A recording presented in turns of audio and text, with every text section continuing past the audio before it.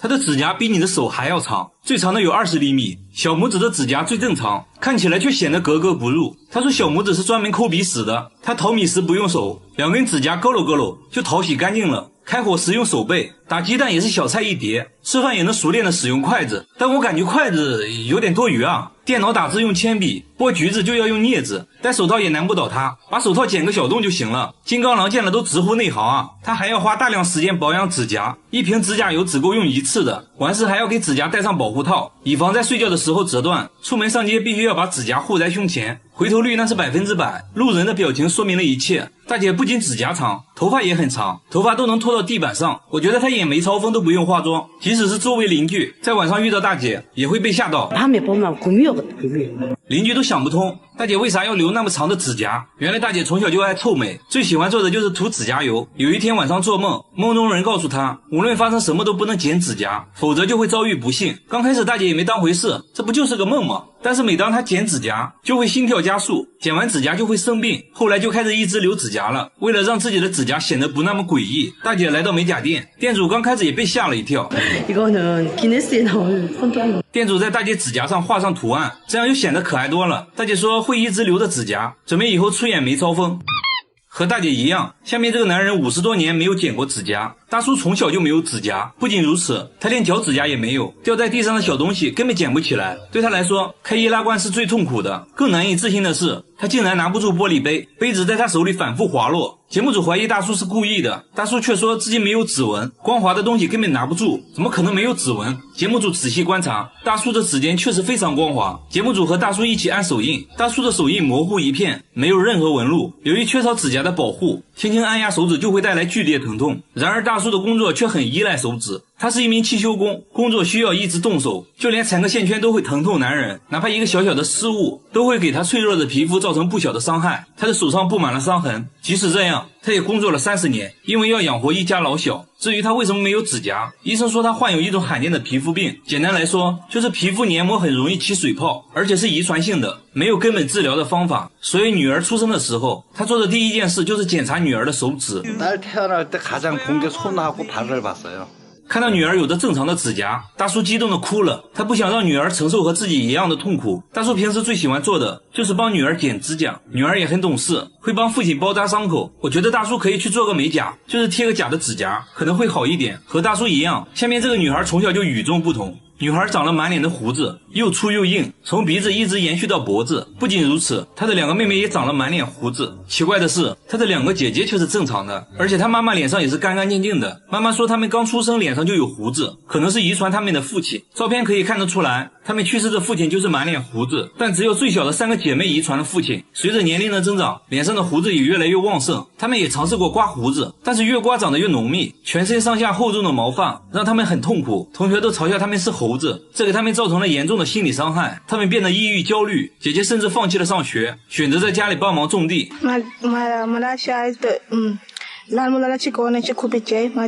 毛髮摧毀了他的夢想，為了讓2個還小的妹妹擺脫毛髮的束縛，他帶妹妹來到醫院，醫生拿放大鏡仔細檢查，說就算是遺傳，這種情況也是非常罕見的，在學術界還沒有和他們一樣的案例。醫生給他們做了激光脫毛，但很快鬍子又長了出來。醫生把毛髮樣品寄到了研究所，現在只能等待分析結果。雖然不確定有沒有治療方法，但只要有希望，等待的過程也是開心的。那最後就祝他們早日恢復正常，繼續追逐夢想。好了，我是月貝，關注我，每天一個迷惑行為大賞。這是一棵會生錢的樹，每天都能在樹下找到1枚硬幣。這些就是最近收集到的硬幣，很奇怪，都是50的。店主說2個月前打掃衛生時，在店門口的樹下意外發現的，之後每天都會出現1枚硬幣，他也不敢用，只是把硬幣收集起來。對於這種現象，有人說柿子樹果實累累，象徵着家族興旺，可能是有人對着樹許願丟的硬幣。這種說法還是挺靠譜的，畢竟我們這邊也有許願丟硬幣的做法。奇怪的是，附近其他柿子樹下面卻找不到任何硬幣，只有他店門口的樹会這樣，這就有點詭異了。店主很焦慮，這是有人在對自己下蠱施法嗎？節目組安裝了攝像頭，想要找到丟硬幣的人。經過漫長的等待，一位可疑的大媽出現了，她不經意地路過柿子樹，隨手朝樹下丟了一個東西。節目組迅速出擊，面對質疑，她卻說什麼硬幣不硬幣的，我丟的是一片樹葉。原來大媽喜歡聞樹葉的味道，時間一長，樹葉的味道就淡了，自己就隨手丟了而已。看起來好像真的不是這位大媽。嗎？節目組決定繼續觀察，一直到深夜都沒有出現可疑人物。第二天早上7點起床到樹下一看，再次發現了硬幣。節目組趕緊調監控，發現了一個行為可疑的大媽。她在早上5點的時候有目的的朝樹下丟了一個東西，隨後匆匆離開。店主看到這一幕講話了。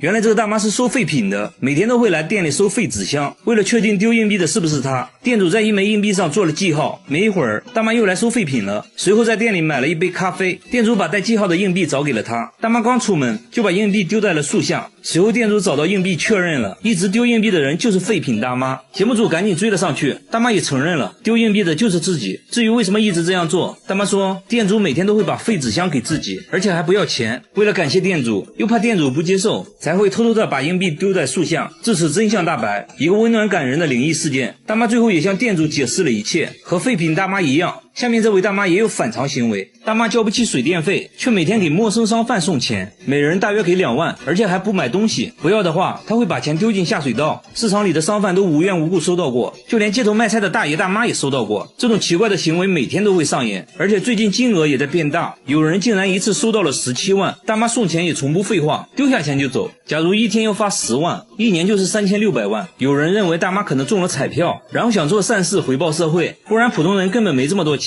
節目組在他經常發錢的路口安裝了攝像機，經過漫長的等待，一個拉着購物車穿紅色衣服的女人出現了。她先來到銀行取錢，取完錢隨手把一些錢送給了旁邊坐着的老太太。老太太說真的奇怪，我都不認識她啊。大媽剛離開銀行就開始給路邊的小販發錢，發完繼續去下一個地方。節目組追上大媽想了解下情況，大媽發現了攝像機，拉着购物車就溜了。大媽的迷惑行為還在繼續，買了幾個漢堡後給旁邊的人分了幾個，路邊樹底下丟一個，剩下的直接丟進了垃圾桶，這多少就有點浪費啊。經過長時間的溝通，大媽同意讓節目組跟她回家。和大家想象的不一樣，她家裡很破，而且家裡只有大媽一人，那她為什麼要給別人送錢？大媽卻一口否認，說自己沒有給別人送過錢。交不起水電費的大媽每天卻給陌生人送錢，問她為什麼這樣做，大媽卻說自己沒有給陌生人送過錢。節目組說我們都拍下來了，就是你啊。大媽改口說自己是奉命辦事的，是大山守護神讓自己這麼做的。然後大媽又扯了一些有的沒的，越說越玄幻。節目組還發現她家一直沒有交水電費，大媽的存折上也只有幾萬塊，看起來生活本身就很困難了，根本不足以支撐她每天出去送錢。這时大媽又說自己把股票賣了，但看起來像是臨時編的謊話。第二天大媽又去了銀行，把剛取出來的15萬直接放在大廳的凳子上，誰想要誰要。節目組把錢收起來還給大媽，大媽突然哈哈大笑，直接把錢丟進了下水道。這種反常舉動，節目組覺得有必要帶大媽去看醫生了。街道辦事處的工作人員都知道大媽的情況，想要幫助她都被拒絕了。節目組想要說服大媽去醫院，還是被拒絕。接着大媽還哭了起來。經過連續幾天的勸說，大媽同意去醫院。一番交流過後，魏浩宇醫生認為大媽患有精神分裂症，同時還出現了幻覺，都是由於長期缺愛導致的。醫生建議大媽要敞開心扉，分享自己的感受。街道辦事處表示會幫助大媽，給她溫暖，讓大媽感受到被愛。曾經收到大媽錢的商販也表示會把錢還給大媽，希望她能好起來。至於她的錢到底哪裡來的，節目中也沒說明白。就這樣吧，如果現實中遇到這種送錢的人，你們一定不要大驚小怪的，請叫上我，謝謝。我是月貝，關注我，每天一個迷惑行為大賞。女孩每天流出紅色的汗，即使氣溫接近0度，她卻熱得受不了，額頭上不停地滲出紅色液體。仔細一看，媽媽卻差點嚇死，從額頭到脖子再到後背都滲出了紅色液體。紅色液體分布非常不均勻，看着像汗水，但她又不敢肯定，人怎麼可能會流血汗呢？拿上毛巾，趕緊給女兒擦身體，毛巾瞬間就染成了紅色。把毛巾在水裡洗上幾下，一盆清水就變成了淡紅色。媽媽這下慌了神，好端端的女兒怎麼會突然出现這種怪異症狀？來不及多想，趕緊把女兒送到了醫院。一番檢查下來，結果卻完全出乎了預料，各項指標都很正常，沒有發現什麼病症。懸着的心稍微緩和了一下，可萬萬沒想到，當天晚上怪事又發生了。女兒突然發起了高燒，身上再次流出紅色液體，這紅色液體好像有神奇的魔力。第二天，女兒就突然好了，而且連續幾天都沒再冒出紅色液體，女兒變得很正常。媽媽觀察了一段時間，發現流血汗沒有任何規律，有時呢運動就會流，有時睡覺會流，如此反覆無常的血汗到底是怎麼回事？大家帶她來到大醫院，醫生用吸管對血液取樣，送到化驗室做檢驗。沒想到啊，等待結果的同時，下面這位大爺又流出了藍色的汗。大爺每天都會流出藍色的汗，衣服上經常出現一片藍色印記，把衣服泡在水裡，清水瞬間就變成了淡藍色。剛開始呢，妻子也沒有多想，覺得八成是丈夫不小心染上了藍色墨水，但她萬萬沒想到，接下來這事不僅沒完，反而變本加厲。第二天，丈夫換下來的衣服上又出現了藍色印記，接連幾天都是如此，甚至床單上也開始出現藍色印記。更奇怪的是，印記都出現在腋下部位，老兩口徹底懵了，這藍色印記到底是什麼東西？大媽越想越奇怪，忍不住呢就聞了聞，哎，什麼味兒都沒有，難道是去外面晾衣服的時候被別人弄上去的？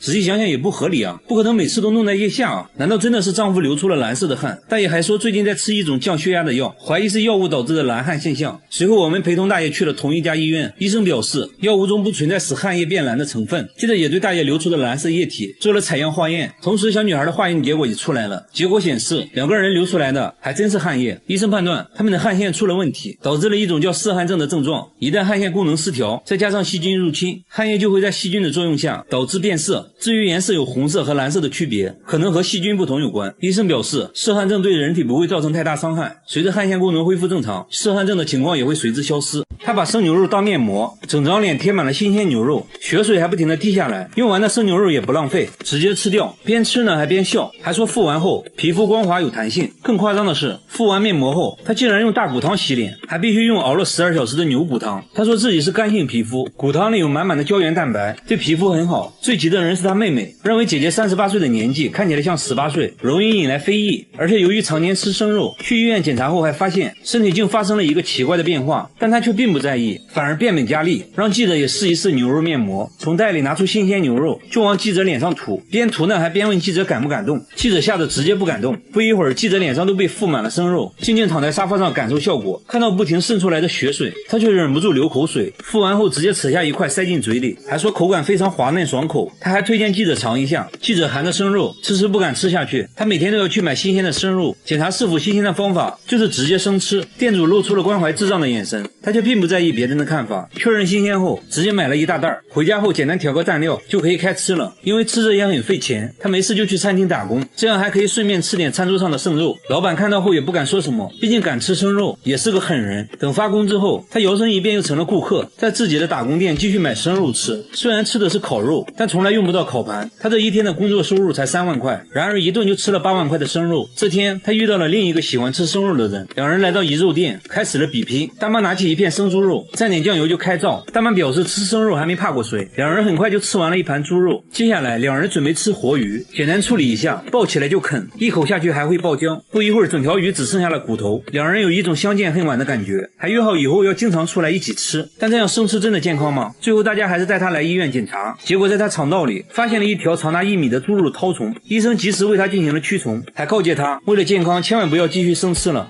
這個山洞會流血，暗紅色的液體瞬間就會把整個湖面染紅，水面聞起來還帶着一股血腥味兒。這種現象每月都會持續好幾天。更神奇的是，即使在寒冬臘月，湖水竟然是溫熱的。當時就有人猜測洞裡可能藏着某種大型的生物，是這種生物流血了。這一琢磨，馬上就有年齡大的村民想起了當地一個傳說，說是在很久以前當地大旱，老百姓都快渴死了，有一個叫李昂的教書先生在洞前找到了一眼神拳，用它救活了當地的老百姓。從那以後，李昂就化身成了一條龍，居住在洞裡，而每當有災難來臨，就會流出血淚。在山洞旁邊的神龍雕像，據說就是用來紀念李昂的。雖然在以前，村民對傳說都是半信半疑，畢竟呢，在這裡生活了大半輩子，從沒人見過真龍。可眼下看到跟血一樣的湖水，說不定洞裡真有一條龍存在，搞不好啊，還是一條母龍。就在大夥浮想聯翩的時候，現場又發生了一件更加驚人的事，洞裡竟然傳來了小孩的哭聲，這讓村民倍感不安，都認為要有災難來臨。不少人還在雕像前誠心跪拜，祈求神龍息怒。說來也奇怪，祭拜的人多了以後，血水就突然消失了，而且之後很長的一段時間裡，也沒聽說哪裡發生過大災。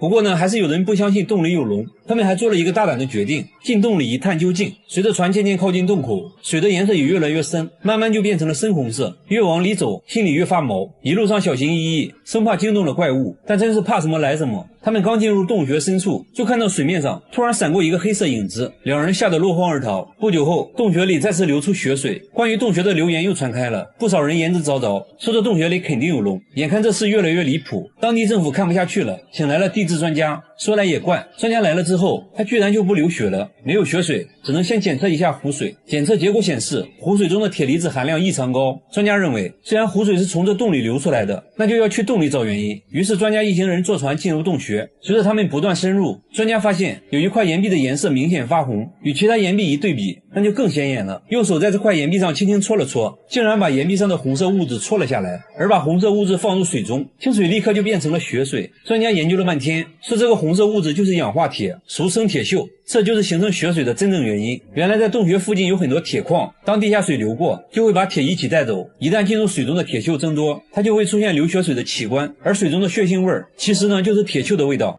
大媽肚子裡竟然長了一朵花，花瓣清晰可見，甚至還有花粉，每次上廁所都伴有阵陣花香。連工作50年的醫生都沒想到，這竟然是由於一件小事造成的。大媽說最近肚子經常伴有一股鑽心的疼痛，感覺有什麼東西正在肚子裡生長。來醫院通過胃鏡一看，果然發現了異常。剛開始呢以為是未消化的生菜葉，但隨着檢查的深入，發現問題並不簡單。一朵完整的花呈現在眼前，花瓣花蕊清晰可見，檢查的過程中還脫落了一片花瓣，可以肯定這就是一朵真正的花，看着就像在胃壁上長出來的，而且胃壁上還發现了几個奇怪的白點，還真有點像花朵的根莖，但胃裡怎麼可能開花呢？正常來說，即使花朵偶然進入體內，很快就會被胃液消化掉。醫生百思不得其解，接着詢問了大媽最近的飲食習慣。大媽說為了過年回家相親，最近呢在努力減肥，只喝了大量的水，沒事的時候就去修剪鮮花。然後我們就在花籃裡找到了同款花朵，大小一模一樣。我們懷疑她不小心吃下了花蕾，在胃裡正好開了花，但想想呢也不太可能。大媽還說自己修剪花朵的時候不斷打噴嚏。這時呢醫生想到了另一種可能，醫生說如果噴嚏碰巧打落了花朵，花朵就有可能掉進水杯裡，不小心就被喝了下去。正是因為喝了大量的水，胃液被稀釋，不足以腐蚀花朵，花朵就得以完整保存。為了驗證這一猜測，醫生還做了測試，讓實驗對象喝了大量的水，隨後吞下幾朵花，接着來做胃鏡檢查。胃鏡裡果然看到了一片花瓣，繼續深入檢查，但始終沒有看到其他的花瓣，像大媽一樣保存完整的屬實罕見。醫生表示，一定是多種因素綜合在一起，才導致了這種巧合。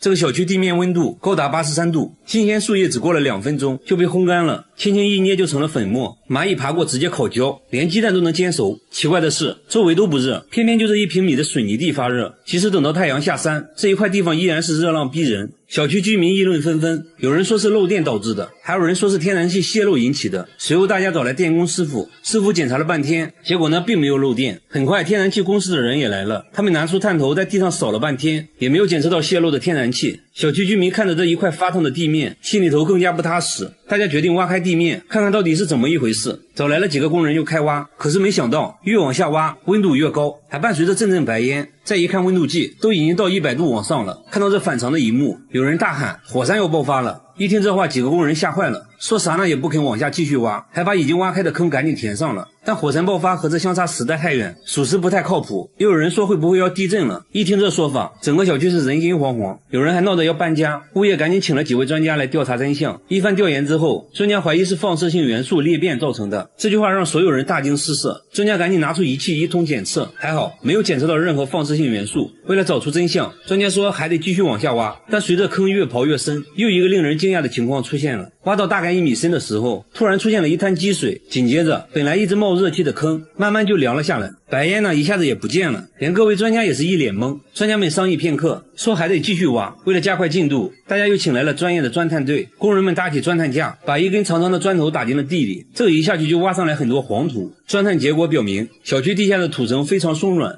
這時專家一拍腦袋，說應該是地熱導致的這種現象。專家認為在小區地下幾千米處有着一些很細小的地下裂縫，地球內部的熱量通過縫隙順着鬆軟的土層跑到了地面，就造成了地面發熱的現象。至於挖掘過程中發熱現象突然消失，是因為泥水混在一起形成了泥漿，這些泥漿在不知不覺中就把這些縫隙給堵住了，地熱也就被隔開了，所以地面自然又恢復到了正常溫度。他把鞋油塗在臉上，連續10年，每天都要塗1盒。10年來沒洗過臉，除了眼睛和嘴巴，臉上都被厚厚的鞋油覆蓋。鞋油乾裂後，令他疼痛難忍。即使這樣，他依舊每天塗抹鞋油，從1天塗抹1次，直到後來的1天塗1盒。邊塗還邊笑。問他為什麼要這樣，他就什麼都不說，緊張的環顧四周，焦急的等待着什麼，又好像在躲避着什麼。隨後跟着一個女人來到衣服回收箱找衣服，說女人是他姐姐，詢問姐姐情況，姐姐卻越來越激動，看着不太聰明的樣子。晚上他們就隨便找個凳子睡覺。此時溫度零下4度，節目組想要幫助他，卻被拒絕了。節目組帶他們來到派出所，想確定一下他們的身份。根據指紋找到了他的家庭信息，節目組決定帶他們回家。剛上車，一聽說要回家，姐姐立馬暴躁地哭了起來，還讓節目組趕緊放她走。沒辦法，只好原路返回。隨後姐弟倆坐上地鐵，消失在了鏡頭裡。節目組單獨去拜訪了他家裡，父親說他倆智力有缺陷，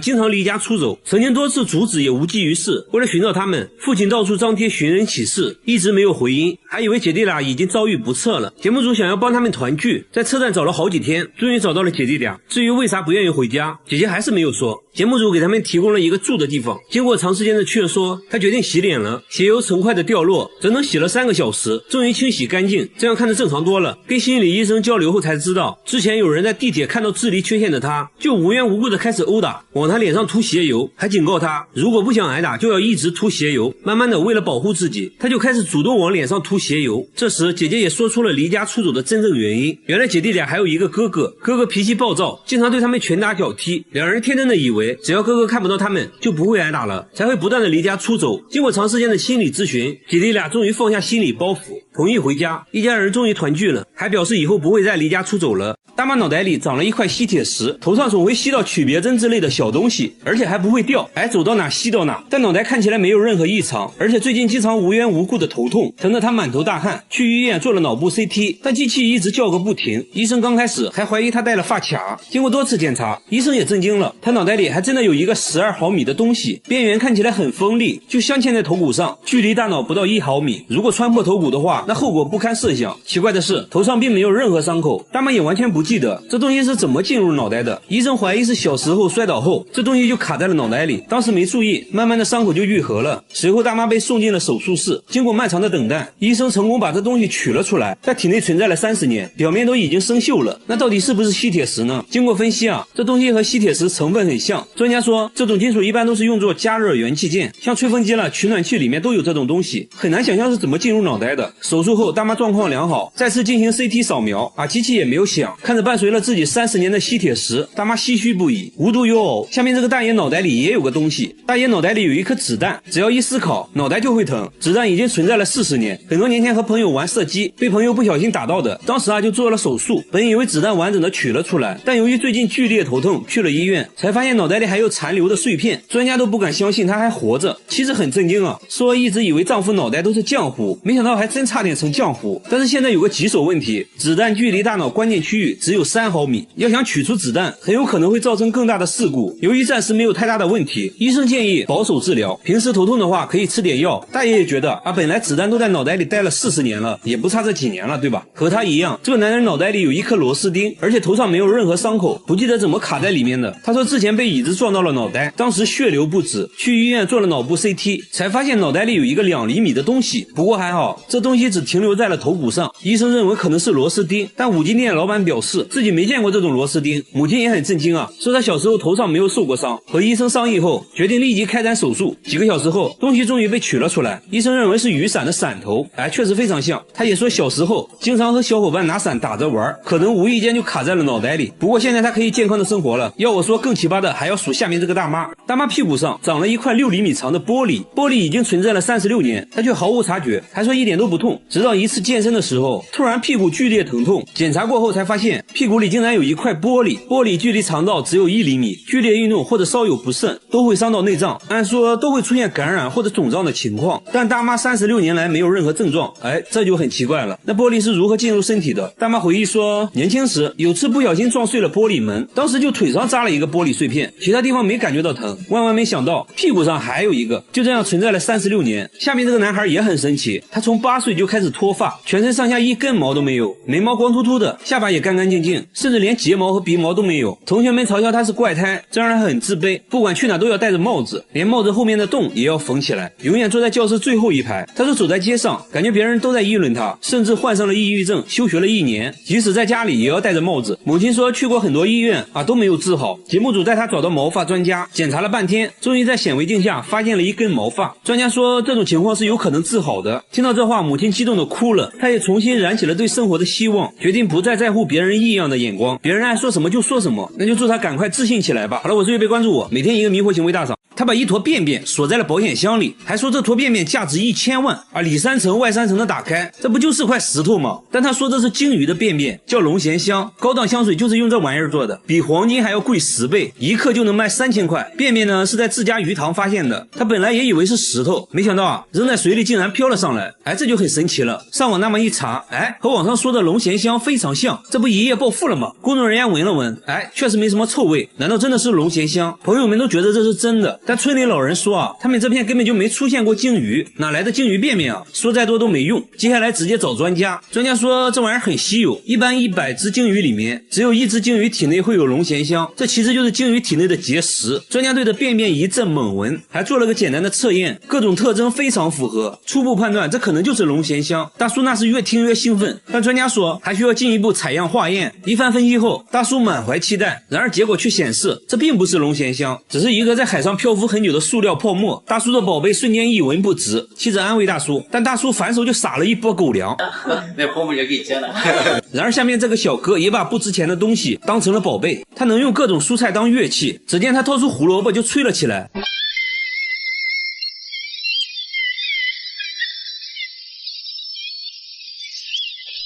工作人員還是不相信啊，他也不廢話，直接啃了一口。不僅如此，什麼紅薯、山藥、西葫蘆、土豆，甚至大蒜都可以吹出曲子。而且用蔬菜當樂器的好處就是餓了能直接吃。接着用西蘭花又吹了一曲，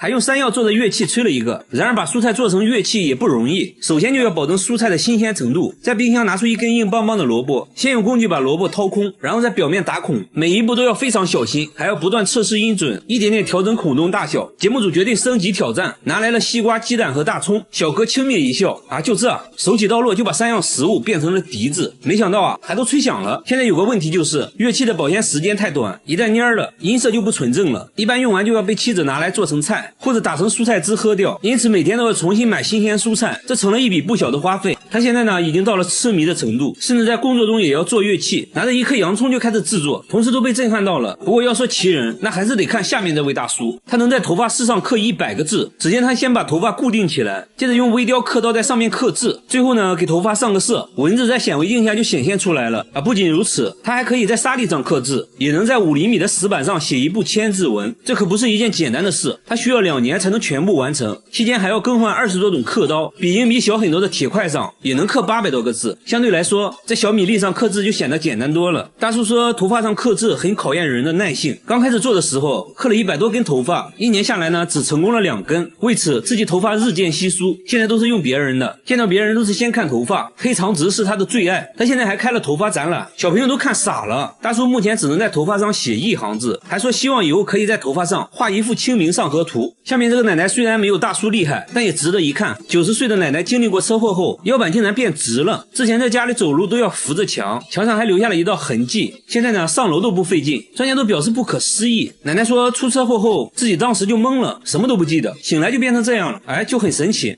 那就祝奶奶一直健康下去吧。好了，我是岳贝，關注我，每天一個迷惑行為大賞。老人死了15年，身體卻沒有腐爛，甚至散發出淡淡的清香，手指甲還在生長，連血管都清晰可見，甚至還長出了黑頭髮。家人都認為奶奶並沒有死，只是睡着了而已。他們會定期給奶奶剪指甲，每天還要給奶奶擦身體，單獨給她做飯。看着成為一具乾屍的老太太，節目組也震驚了。原來15年前奶奶突發疾病住院，在9天不吃不喝的情況下，竟然噴出了16斤便便，接着就斷氣了。奇怪的是，體溫並沒有下降，一直維持在36度，身體也不僵硬，除了沒有氣息外，沒有任何去世的症狀。家人把奶奶接到了家裡，慢慢就變成了一具乾屍。專家說，只有在極其乾燥或者寒冷的地方，才有可能形成乾屍。然而當地的天氣高溫潮濕，這種環境下沒有腐爛，就很不科學。節目組覺得可能做了防腐處理，但家人卻說並沒有做過任何處理，還說奶奶有個特別的習慣，那就是吃齋，一吃就堅持了50年，這有可能是奶奶肉身不腐的原因之一。奶奶的事在當地廣為流傳，很多人慕名而來，想要一睹真容，還覺得他家的井水有神奇的功效，都用瓶子接水喝。至於究竟是什麼原因，專家也沒有給出解釋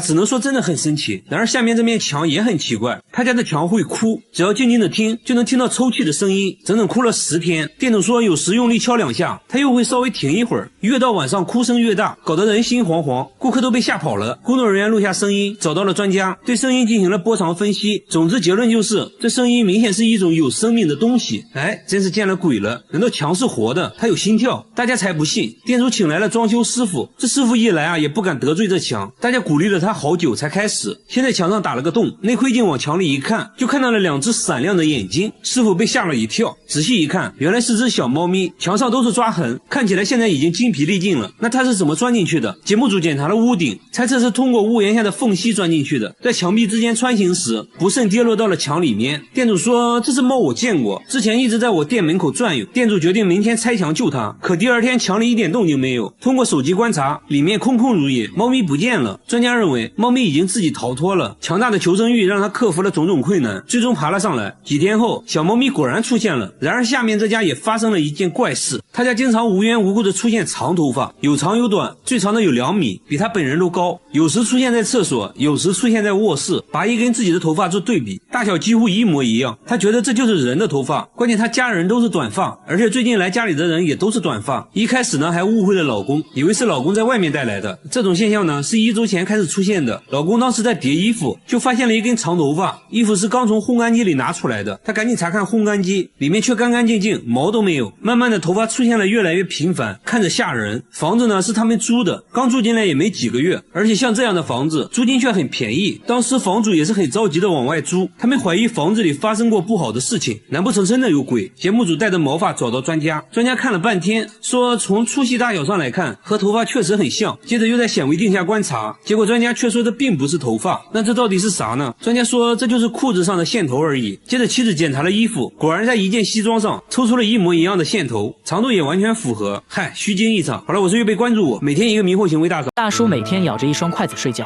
還要在枕邊準備1雙臭襪子，不這樣做的話就會遭到鄰居投訴，因為每到深夜這座公寓就會傳來怪異的聲音，聽起來像青蛙在叫，又像是什麼東西在樓梯上跳，這讓公寓住戶都苦不堪言。大家循聲來到一位住戶家裡，只見聲音越來越大，打開燈後看到了讓人哭笑不得的一幕，這聲音原來是大叔在磨牙，磨的那叫一個響，嘴角還不停抽搐。大叔說自己磨牙已經20年了，牙都磨掉了半顆，以至於現在都無法咀嚼食物。妻子因為受不了這事，跟他離了婚。看着自己磨牙的錄像，大叔表情凝重，沒想到自己磨得那麼深，磨得那麼認真。朋友們也嘗試幫他解決，等他磨牙的時候，脫掉襪子塞他嘴裡，還會讓他叼着1雙筷子入睡，但都無濟於事，磨牙反而越來越嚴重。也去過很多醫院，結果把一個房間的嗜睡症患者都整失眠了。大叔也覺得很不好意思，大家又帶他來到大醫院，醫生都說從沒見過這麼嚴重的磨牙患者，牙神經都快暴露出來了。隨後檢測他磨牙時的各項身體機能，醫生發現在他睡覺時，舌頭滾動阻塞了呼吸道，所以他只能張嘴呼吸，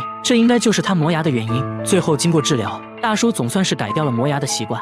大媽來買香蕉，商販卻覺得他有病，只見他拿香蕉在褲子上蹭2下，直接帶皮一起吃，這把商販看得目瞪口呆，問他為啥要吃香蕉皮，他也不解釋，覺得香蕉皮不過癮，直接吃起了生板栗，看樣子味道也不錯，2口就能吃下一個。賣了這麼多年水果，商販哪見過這個，直接送給他了一些。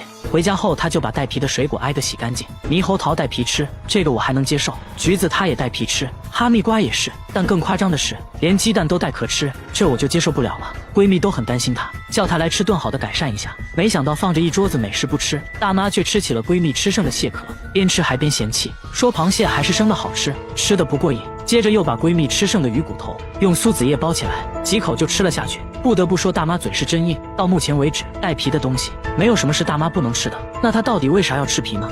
大媽舔了舔嘴唇說，真的很好吃哎，又有營養，這樣吃了10多年了，身體也確實很健康，也沒有什麼消化道問題，但醫生還是建議大媽少吃，不然很可能會損傷腸道，一定要吃的話最好中午吃。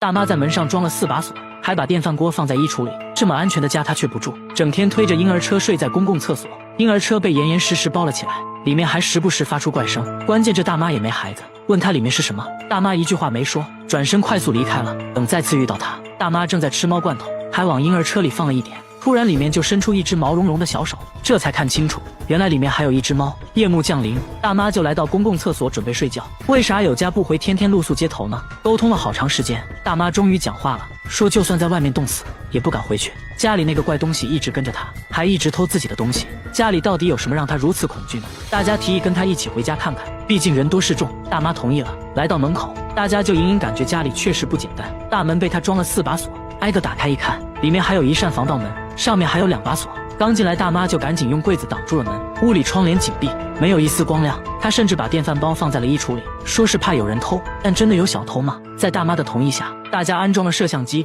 看能不能抓到她說的那個怪東西。1夜過去了，沒發現小偷，卻發現了大媽的反常行為：整夜不睡覺，在屋裡來回走動，還時不時跪在地上做着奇怪的動作。白天大家問她為啥不睡覺，她指了指天花板，說那個怪東西就躲在天花板上，整夜嘲笑她。聽到這裡，大家就知道怎麼回事了，8成又是心理問題。在當地相關機構的幫助下，大家說服她接受治療。一番交流下來，醫生說大媽患有精神分裂症和妄想症，會時不时出現幻聽，應該是由於父母過世对她打擊过大导致的，只要治療得当，還是能好起來的。最後大媽也意識到了自己的問題，說會好好配合治療，幾個月後再見到她，精神面貌已遠超過去，成為了一個正常人。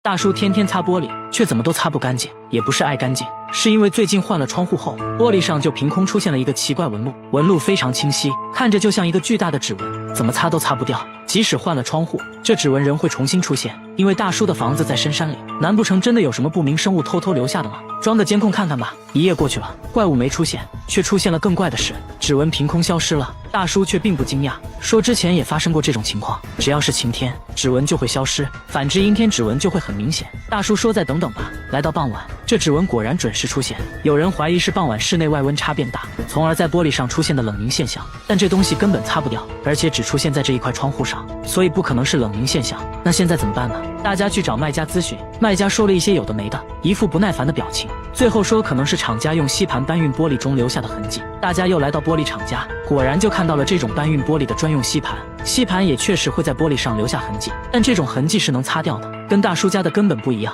就在大家一籌莫展之際，瑕疵品玻璃的存放方式引起了大家的注意，上面出現的紋路和家裡指紋不能說是很像，只能說是一模一樣。廠長解釋說，剛生產出來的玻璃很熱，需要在下面墊上一層厚厚的油脂，大家隱隱感覺這層油脂可能就是謎團的關鍵。帶着油脂找到專家，專家分析半天，又說了一大堆我聽不懂的。總之結論就是玻璃上的紋路還真是油脂印上去的。剛開始紋路還是能擦掉的，但一些瑕疵品玻璃在露天環境中存放時間一長，這紋路就會深深印在玻璃上，是很難擦掉的。工廠為了利益最大化，會把這種超大的瑕疵品玻璃做成小一點的窗戶玻璃。恰巧大叔買的窗戶玻璃就是用這種瑕疵品做的，於是就出現了這種怪現象。至於這紋路在晴天時消失，是由於溫度升高導致的。知道了怎麼回事，這下不用再換玻璃了。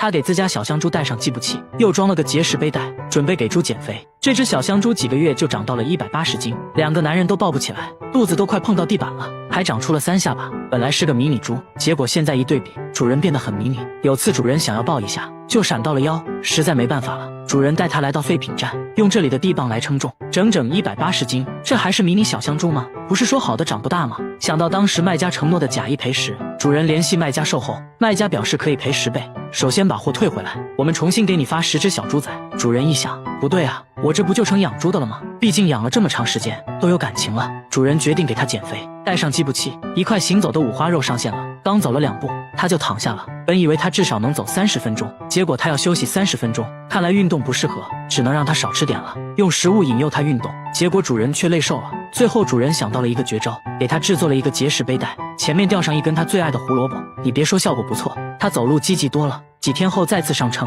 減肥效果十分顯著，整整減掉了半斤，而且很可能是上稱前那坨便便的重量。用儀器一測，他的體脂率超過了85%。醫生擦了擦口水，說這種豬吃起來很香，而不是這豬是很難減肥成功的。但主人並沒有放棄，表示會一直陪他減肥，希望他能變回迷你豬。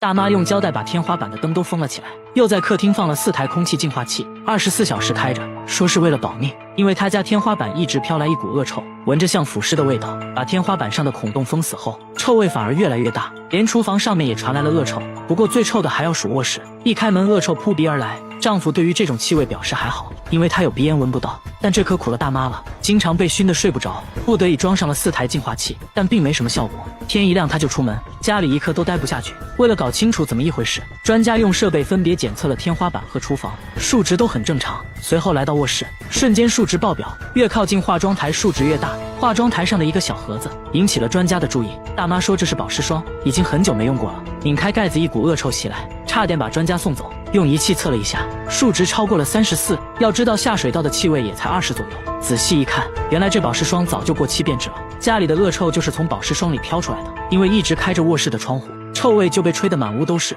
讓他誤以為是天花板上傳來的。大媽只是在家種了一個盆栽，卻引得植物專家紛紛上門參觀。只因這盆栽實在不一般，一夜就能長高20厘米，10多天就長到了3米。大家架起攝像機对着植物頂端，一夜過去了，植物肉眼可見的瘋狂生長。據大媽介紹，這盆栽大有來頭。前段時間她做了個手術，出院後就遇到了一個怪和尚，什麼都沒說，就把這植物送給了她。說來也是奇怪，自從這植物來到家裡，大媽身體也在一天天好轉。大媽覺得這一切都是盆栽帶來的，認為她肯定是被高僧加持過。從那時起，大媽每天精心照料，澆水都用山泉水。剛開始她只是冒了一個小尖尖，沒想到10多天竟然瘋長到了3米。她現在就想知道這東西到底是啥。專家看到這景象也覺得不可思議，因為當地環境不利於它生長，長成這麼高非常罕見。說這是一種墨西哥植物，名叫龍舌蘭，這根長長的就是它的花茎，最終可能會在頂端開花。據說每30年才會開一次，而且環境要非常適合。但韓國的冬天太冷了，可能無法等到開花的那一刻。最後專家還說了一個殘酷真相，龍舌蘭一生只開一次，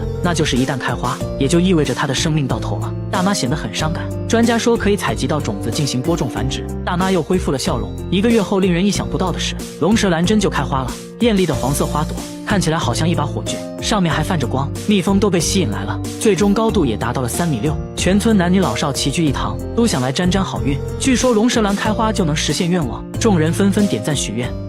他家的房子会自己加热，室溫常年64度，平底鍋不開火就能煎雞蛋，水龍頭出來的也都是熱水，牆紙都燒焦了，往牆上潑水會發出吱吱的聲音，不小心碰到地板都能把手燙個水泡，工作人員踩一會兒就汗流浹背了。不僅如此，臥室的溫度竟然達到了70度，這睡一覺還不就8分熟了，而且地暖早就關了，電源早就拔了，不可能是地暖問題，那會不會是電路問題造成的？節目組檢查了所有電路，結果一切正常，有可能的因素都排除了，但還是找不到問題所在。大半热的根本睡不着啊，只能不停地往地板上潑水來降溫。鄰居們對此議論紛紛，有人說房子下面有溫泉，還有人說房子下面是地獄之火。一時間關於他家的謠言越來越多，那到底是什麼原因導致的？就在節目組測量外牆溫度時，意外發現電表的溫度非常高，這就很反常了。打開電表的瞬間就冒出了電火花，維修人員發現電表和配電盤之間沒有斷路器。另外他家房子不是混凝土結構，而是鋼架結構，當電表短路時，整個房子都是導體，產生的熱量會通過鋼架傳遞到整個房子，所以才會出現超高溫的現象。幸虧發現的早，不然煤氣罐都有可能發生爆炸。維修人員找到了粘在一起的電線，換上了新的電表，一切恢復了正常，這下可以涼爽的睡個好覺了。然而下面大叔家裡發生了更離奇的事。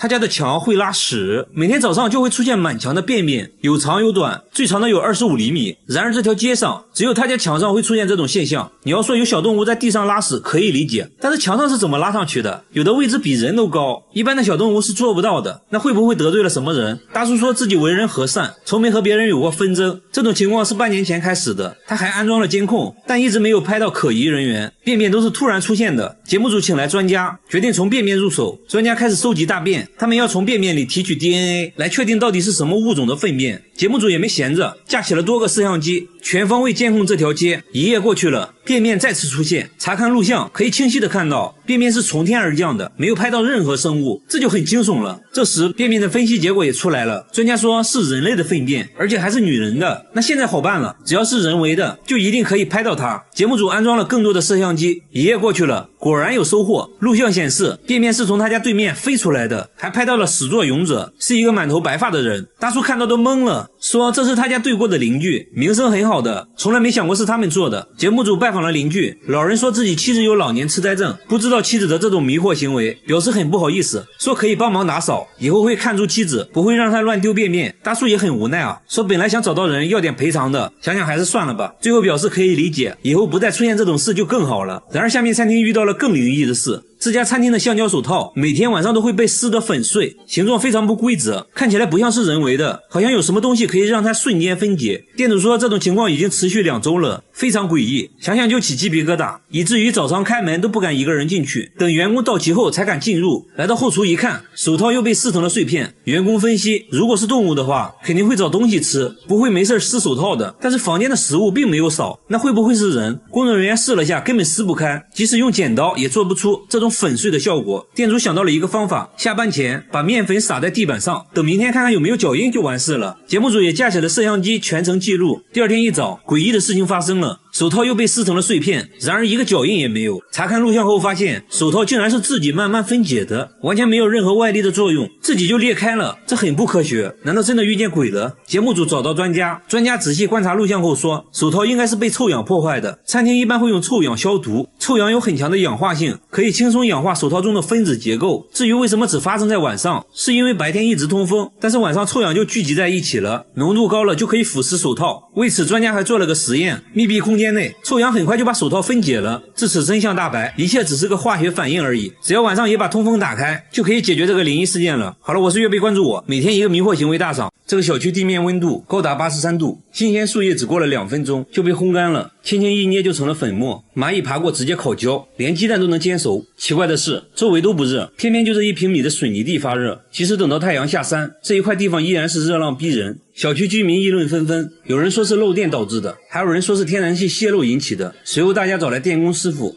檢查了半天，結果呢並沒有漏電。很快天然氣公司的人也來了，他們拿出探頭在地上掃了半天，也沒有檢測到洩漏的天然氣。小區居民看着這一塊發燙的地面，心裡頭更加不踏實。大家決定挖開地面，看看到底是怎麼一回事。找來了幾個工人又開挖，可是沒想到越往下挖溫度越高，還伴隨着陣陣白煙。再一看溫度計，都已經到100度往上了。看到這反常的一幕，有人大喊火山要爆發了。一聽這話，幾個工人嚇壞了，說啥呢也不肯往下繼續挖，還把已經挖開的坑趕緊填上了。但火山爆發和這相差實在太遠，屬實不太靠譜。又有人說會不會要地震了？一聽這說法，整個小區是人心惶惶，有人還鬧着要搬家。物業趕緊請了幾位專家來調查真相。一番調研之後，專家懷疑是放射性元素裂變造成的。這句話讓所有人大驚失色，專家趕緊拿出儀器一通檢測，還好沒有檢測到任何放射性元素。為了找出真相，專家說還得繼續往下挖。但隨着坑越刨越深，又一個令人驚訝的情況出現了。挖到大概1米深的時候，突然出現了一灘積水，緊接着本來一直冒熱氣的坑慢慢就涼了下來，白煙呢一下子也不見了，連各位專家也是一臉懵。專家們商議片刻，說還得繼續挖。為了加快進度，大家又請來了專業的鑽探隊，工人們搭起鑽探架，把一根長長的磚頭打進了地裡，這一下去就挖上來很多黄土。鑽探結果表明，小區地下的土層非常鬆軟。這時專家一拍腦袋，說應該是地熱導致的這種現象。專家認為在小區地下幾千米處有着一些很細小的地下裂縫，地球內部的熱量通過縫隙順着鬆軟的土層跑到了地面，就造成了地面發熱的現象。至於挖掘過程中發熱現象突然消失，是因為泥水混在一起形成了泥漿，這些泥漿在不知不覺中就把這些縫隙給堵住了，地熱也就被隔開了，所以地面自然又恢復到了正常溫度。這個大爺30年吃了40萬顆糖，這絕對是你見過最愛吃糖的大爺。只見他夾起一片泡菜，兩面都蘸上白糖，接着塞進了嘴裡，荷包蛋上也要來上滿1勺白糖，就連吃炸醬面他都要加入1包白糖，攪拌就開始享用美食了。這種神仙吃法震撼周圍人一整年。他見人第一件事就是分享糖果，這是他認為最熱情的方式。他嘴裡隨時隨地都含着糖果，一天就要吃60顆糖，口袋裡也装滿了糖，除了睡覺基本上都在吃糖。又到飯點了，大爺打開糖罐子，把滿1勺白糖加在米飯裡，做了個白糖拌飯，這個我覺得還是能接受的，我小時候就是這樣吃米飯的。然而接下來的操作就比較奇葩了，他夾起一片泡菜，蘸上一點白糖，接着就送進了嘴裡。這還沒完，荷包蛋上也要來上滿1勺白糖，這個我就接受不了了。飯後大爺還得來一杯糖水消消食，然後1勺、2勺、8勺，他一共加了9勺白糖，倒上一點點水，攪拌一下，一飲而盡。就這種喝法，他每天都要喝5杯，算下來1周就要吃掉6斤白糖，還有400塊糖果，這屬實已經在人體承受範圍之外了。這樣吃糖牙齒能受得了嗎？大爺輕蔑一笑，說開什麼玩笑，我沒有牙，我10年前就用上假牙了，反正不是自己的牙，想怎麼吃就怎麼吃，嘿嘿。他是從什麼時候開始吃糖的？原來30年前他的身體出現了問題，不得不戒掉了菸酒，於是找到了糖果作為替代品。好消息是他的身體慢慢恢復了健康，壞消息是他得了不吃糖就难受的病。說起來也是搞笑，大爺雖然吃了大量的糖，但得糖尿病的卻是他從不吃糖的妻子。大爺每天都會鍛鍊1小時，他認為自己的身體很好，但是他真的健康嗎？節目組帶他來到醫院，一番檢查查過後，醫生說雖然你暫時沒有糖尿病，但是你有高血壓，還是建議趕快戒掉糖，這樣才能保持健康。最後大爺表示，為了健康自己會盡量少吃糖的。老爺子這種情況算比較好的了，下面這個男人就比較嚴重了。這個男人從出生就喝可樂，33年滴水未進。只見他打開一瓶1.5升的汽水，不到5秒鐘，瓶子就見了底。吃飯的時候，他先倒上了3碗不同顏色的汽水，這幾碗汽水就是他的主食，那一點點米飯只是他的配菜而已。吃一口米飯就要喝1碗汽水，他一天要喝3瓶1.5升的汽水，已經連續喝了33年，瓶子連起來都可以繞操場30多圈。隨之而來的就是不斷上升的體重。不僅如此，他的牙齒也被汽水腐蝕壞了，還得了關節炎。為此他不得不每天吃藥，一把药物塞進嘴裡。接着就奇葩了，他竟然用汽水送服。他為什麼不喝水呢？他卻說聽到這種回答，節目組覺得很搞笑，怎麼可能呢？每個人都可以喝水啊。为了解答疑惑，他決定現場演示，一口礦泉水下肚，緊接着而且他頭上也滲出了汗珠，看起來好像是真的不能喝水。他說只要喝水肚子就會痛，真是奇了怪了。原來他小時候得過一場重病，做完手術後，母親給他準備了很多食物，但他自己什麼都吃不下，只能喝一點汽水。從那以後就開始喝汽水了。母親起初對兒子很心疼，於是放任他不停地喝汽水，沒想到最後卻沉迷於汽水，無法自拔了。接下來按照慣例，他被帶到醫院做檢查，首先確定的是他的牙齒都成了蛀牙，需要盡快治療。在經過各項檢查後，醫生說他現在的骨骼年齡已經相當於70多歲的老人了，而且他的關節問題更嚴重，有些關節已經粘在了一起。醫生建議他必須停止喝汽水。至於他為什麼喝水就會肚子疼，心理醫生認為可能是小時候的手術或者當時服用的藥物引起了一些副作用，但更多的還是心理作用。幾天後，節目組做了個回訪，發現他家裡已經看不到汽水的蹤跡了。他說自己已經把汽水都扔掉了，現在每天都吃蔬菜，用新鮮果汁代替了汽水，希望可以趕快恢復健康。如果要論對汽水的痴迷程度，下面這個老爺子表示不服，連續20年喝可樂，身體會發生什麼變化？大爺一口氣就喝完了1.5升的可樂，但他卻說自己喝的並不多，然而轉身又幹完了1瓶可樂。老伴也無法阻止大爺，他每天都要喝6瓶1.5升的可樂，工作時也要隨身帶着1瓶，工作累了就要打開可樂，隨時隨地補充能量。到飯點了，自然也少不了可樂，米飯裡倒上半碗可樂，攪拌攪拌，就做成了一份可樂撈飯，先喝湯後吃飯。你別說，我感覺這樣好像還不錯的樣子。那他這樣喝可樂多長時間了？大爺說也沒有很長時間，也就20年吧。所以20年內每天6瓶可樂，那瓶子連起來都可以繞操场40多圈了。但是20年前他從未喝過可樂，原來他曾經嗜酒如命，長期酗酒給自己造成了嚴重傷害，他不得不戒掉酒精，於是用可樂作為替代品。這一喝不要緊，他打開了味覺新世界，徹底愛上了這種味道，即使喝到牙都掉光了也無所謂。老伴試圖帶他去看牙醫，大爺卻說你有錢燒的啊，有那錢買可樂不香嗎？可樂在手，精神抖擻，根本不用去醫院。不過最終還是被節目組帶到了醫院，首先檢查了他的牙齒，醫生說大部分牙齒都壞掉了，變得很脆，基本上不能咀嚼食物了。接着進入全面檢查，醫生表示他患有骨質疏鬆症，而且大爺已經70多歲了，如果不想開席的話就要停止喝可樂。大爺輕蔑一笑，聽完醫生的話轉身就走了。他還說